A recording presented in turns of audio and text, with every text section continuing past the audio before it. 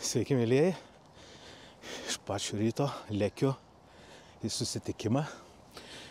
Turiu užsakymą gauti, nupirkti, apžiūrėti objektyvą. Ir jūs turbūt žinot, kad ne tik fotoaparatus, bet ir objektyvus galiu padėti įsigyti, patikrinti juos, apžiūrėti.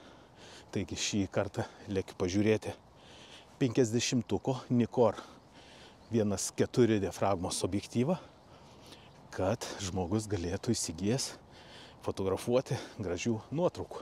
Tiesa, kažkas dažnai šį objektyvą maišo arba vadina kaip portretiniu.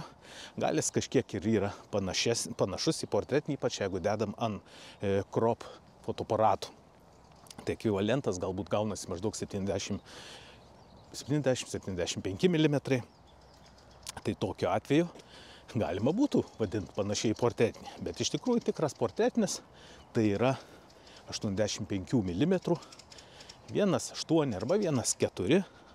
Tai su tokiu objektyvu bus galima portretus daryti iš tiesų tikrus, gražius. Bet 50-ukas jisai tikrai vertas, aš kiekvienam savo mokiniui būtinai sakau, kad jį įsigykite. Turėkite, šitas objektyvas tikrai vertas dėmesio. Taigi lekiu, apžiūrėsiu ir rezultatus matysim kartu. Kągi, štai šis gražuolis. Tuoj mes jį išpakuosim, apžiūrėsim ir įvertinsim. Kaip matot, objektyvas pats dėžutė. Tai jau daug ką sako, nes dėžutė tai reiškia prižiūrėtas. Gali būti, yra viduj dar dokumentas. Taip, labai daug ką reiškia objektyvo šitas plastmasinis saugantis. Tuoj pažiūrėjom, ką jisai turi viduj. Taip, svarbiausiai nepamest, nenumest jo. Taip, mėlyjeji, ką mes čia turim? O, blendutė yra. Ir tai labai svarbu. Blendutė, nepamirškit, kad yra labai svarbi. Jeigu perkat objektyvą, blendutės nėra, tai atsiminkit, kad blenda yra labai svarbi ir ją reikia dėvėti. O jeigu jos nėra, jūs greičiausiai teks pirkti ir sumokėti nuo 20 iki 30, gal net 5 eurų, priklausomai aišku, kokiam objektyvui skirta. Bet turėkite tai omeny, kad blenda tai yra labai svarbus. Tai kaip kepurės snapelis, jūs turėtumėte tai žinoti ir atsiminti, ar ne? Taigi pažiūrėkim, ką mes čia turim. Taip, dangtelis, kuris matosi šiek tiek įbrėžtas, tai greičiausiai gal buvo nukritęs. Bet šiaip viskas labai puikiai, labai gerai. Taip, ką mes toliau turim? Kas yra labai svarbu šituose objektyvuose? Štai yra toks vadinamas sijonėlis viduje. Ir jeigu jis daugiau nešiotas, paprastai tas sijonėlis būna netgi įtrūkęs arba toks palankstytas. O šitas objektyvas rodo, kad jis iš tikrųjų yra visiškai naujas. Pažiūrėti į gumas, irgi jos nenučiupinėtos.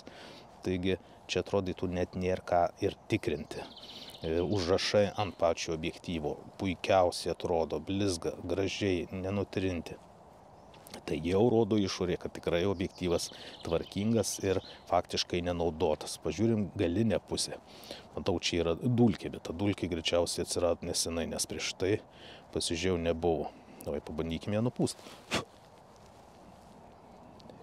Reiks paimti su šepetėliu gražiai nuvalyti.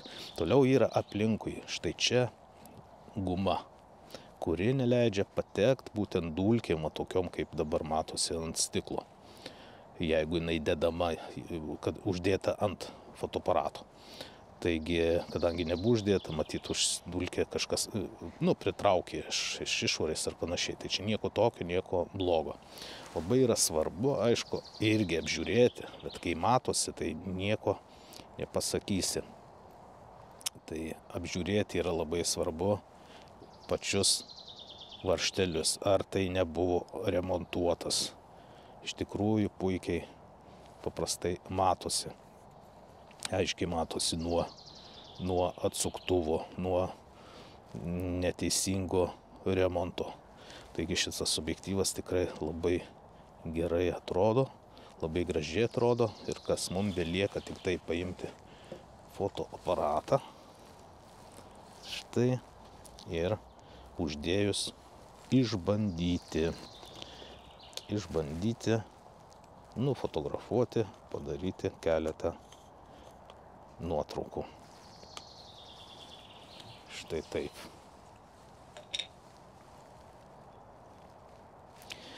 Prie atviros diafragmos būtinai padaryti reikia.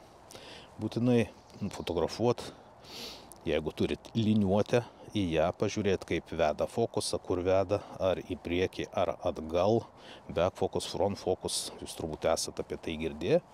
Ir tai, manau, labai svarbu, kad matytumėt, kur jisai veda fokusą, kad tikrai duotų ryškumą. Pri 1.4, aišku, matosi geriausiai. Būtent toj vietoj, toj plokštumo ryškumo, kur jūs suvedėt. Žiūrim, kaip gaunasi, pasižiūrim būtinai, ar yra ryškumas ten, kur mes jį suvedėm. Aišku, puikus ryškumas, gerai veda fokusą, tikrai puikiai gaunasi nuotraukos, taip kad galima pamatyti, kaip tai atrodo, kažką nufotografavus iš arti. Štai. Taip, puikiai. Pabandykim nufotografuoti dangtelio raides. Arba irgi labai neblogai tinka, pavyzdžiui, koks nors, pavyzdžiui, pavadinimas, ne? Ir maždaug 45 laipsnių kampu. Štai suvedam į kurią nors raidę ir patikrinam, ar tikrai ryškumas yra ten, kur mums reikia.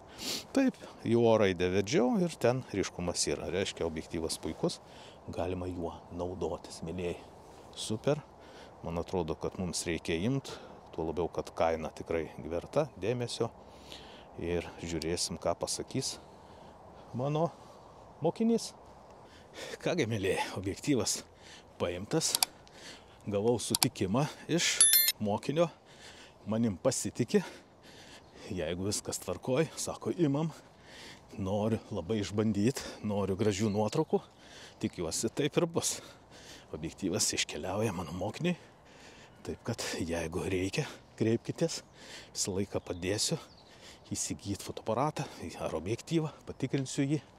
Na, o kam patinka šio formato video, jei duoda informacijos jum, kaip jį pasitikrint, prašom paspausti laiką, būtinai prenumeruokit, būtinai pakomentuokit, užduokit klausimų, būtinai juos atsakysiu. Taigi mano YouTube kanale Dombrolskio fotografijos kursai. Susitikime ten.